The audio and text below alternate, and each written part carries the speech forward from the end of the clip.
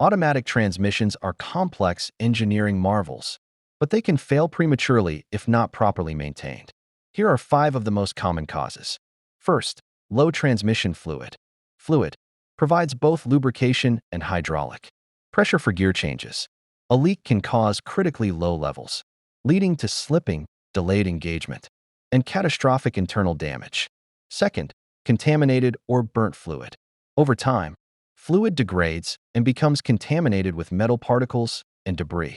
This reduces its ability to lubricate, causing excessive wear on clutches, valves, and bearings. Third, severe overheating. Excessive heat is the leading killer of transmissions. Aggressive driving, heavy towing, or a faulty cooler can break down the fluid, harden seals, and warp critical components. Fourth, using incorrect fluid. The wrong transmission fluid or mixing incompatible additives can destroy friction properties and compromise the entire hydraulic system, resulting in poor shifting and premature failure.